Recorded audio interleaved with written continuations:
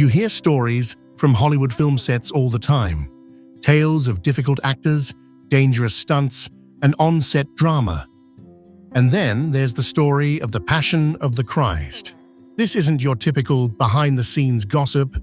It's a story of bizarre, almost inexplicable events, profound physical suffering, and on-set miracles that are hard to explain. It's the story of an actor who went through an ordeal that nearly killed him, and a warning about what can happen when faith gets a little too real for Hollywood.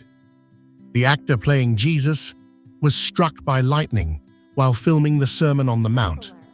His assistant director was also hit. But this was just one moment in a series of strange events, both dark and miraculous, that surrounded a film most of Hollywood was terrified to even make. This is the full story of the spiritual war that seemed to erupt during the making of the Passion of the Christ. To understand the war, you first have to understand the battlefield. In the early 2000s, director Mel Gibson had a vision for a film that was completely unheard of, a raw, brutally realistic depiction of the final 12 hours of Jesus' life, spoken entirely in Aramaic and Latin. Hollywood studios wanted nothing to do with it. The project was seen as too controversial, too niche, and way too religious. Unfazed, Gibson decided to fund the $30 million project himself. He needed an actor who could do more than just perform. He needed someone willing to endure. When he approached actor Jim Caviezel, Gibson gave him a blunt warning. "You'll never work in this town again," he reportedly told him. Caviezel, who was 33 years old at the time, with the initials JC, took a day to think about it. His response became legendary. "We all have to embrace our crosses." With that, the deal was done, and Caviezel stepped into a role that would push him past his physical and spiritual breaking points. The suffering Jim Caviezel experienced on set wasn't simulated. It was a relentless series of authentic injuries that blurred the line between acting and reality. The first major incident happened while Caviezel was carrying the cross. It wasn't a lightweight prop. It was a wooden cross weighing over 150 pounds. During one take, the immense weight shifted, and it came crashing down on him, dislocating his shoulder. The pain was agonizing, but instead of stopping, he pushed through the scene, letting the real injury fuel his performance. In the final cut of the film, you can see his own blood in his mouth from where he bit through his tongue and cheek during the fall.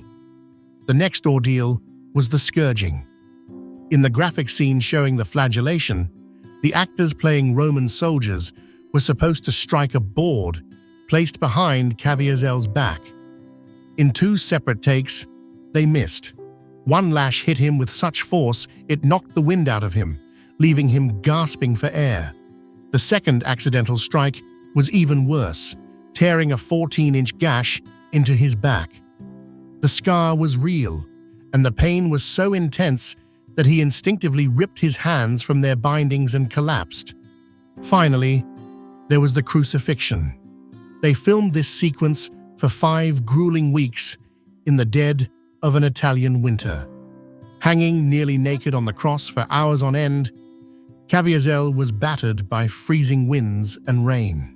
He suffered from hypothermia, pneumonia, and a lung infection. The total strain on his body was so extreme that the lightning strike and other on-set injuries led to complications requiring 2 heart surgeries after filming, one of which was open heart surgery. His suffering wasn't an act. It was a sacrifice for the film's brutal authenticity. As intense as the physical trials were, other events on set suggested a different kind of battle was taking place. The most shocking was the lightning strike. They were filming the Sermon on the Mount, ironically, one of the most peaceful moments in the Gospels.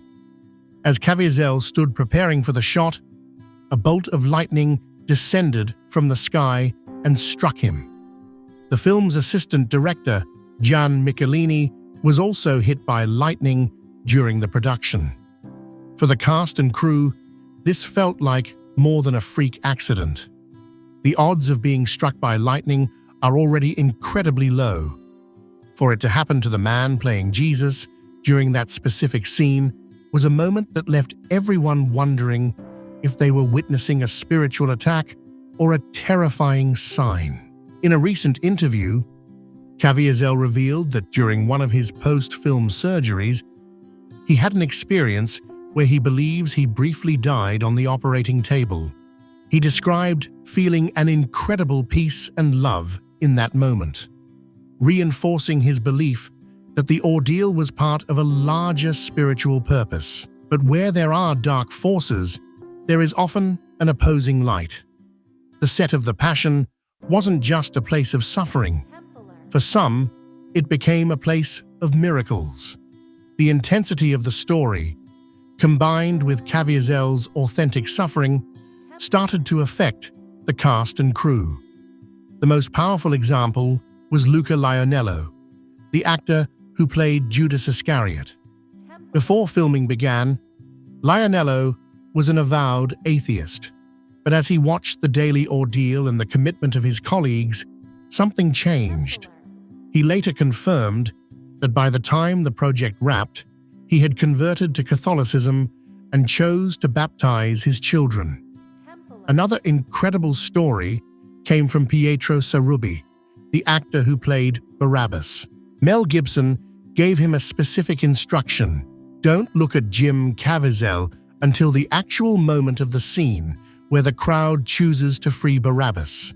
When the time came and their eyes met, Sarubi said he felt an electric surge, as if he were truly seeing Jesus. He said Caviezel's eyes held no hatred, only mercy and love. The actor, who had explored many spiritual paths, stated he had a profound conversion on set. There were also reports from the set that a Muslim technician was so moved that he also converted to Christianity. These events, the attacks and the miracles, point to something that goes beyond filmmaking. They suggest that when a story of faith is told with such conviction, it can provoke a powerful reaction. If you believe that faith has the power to change hearts and challenge the world, subscribe for more stories that Hollywood doesn't always want to tell. When The Passion of the Christ was released in 2004, it became a global phenomenon. For years, it was the highest-grossing R-rated film in the United States and remains the highest-grossing independent film of all time. But Mel Gibson's warning to Jim Caviezel proved to be prophetic. After playing Jesus, Caviezel's career, which had been on a fast track, suddenly cooled. He has openly stated that he was rejected and shunned by his own industry. Was he blacklisted? The term might be too strong, as he later starred in the successful TV series Person of Interest, but there's no doubt his career trajectory changed. This is the actor's warning. In an industry that often celebrates vice, portraying faith in its purest form can come with a cost. The story of what happened on the set of The Passion is more than just movie trivia. It's a case study of what can happen when faith is proclaimed boldly in a hostile environment. The physical torment, the lightning strike, the on-set conversions, and the shunning of its star all point to one truth. Some stories are more than just stories. They are declarations. And the battle that took place on that film, set in Italy, continues today, in our culture, in our media, and in the hearts of anyone who dares to believe. Jim Caviezel was told he might never work again, but his response remains the perfect answer to Hollywood's war on faith. We all have to embrace our crosses. This book is your beginner's guide to understanding Scripture. Find peace, build relationships, and discover purpose in today's world. Ready to decode the Bible? Find Bible Decoded available on Amazon now. If this content blesses you and you'd like to support our mission, you can buy me a coffee or give a super thanks. Every contribution helps us create more content to inspire and uplift others. Make sure to subscribe so you don't miss out on my future videos.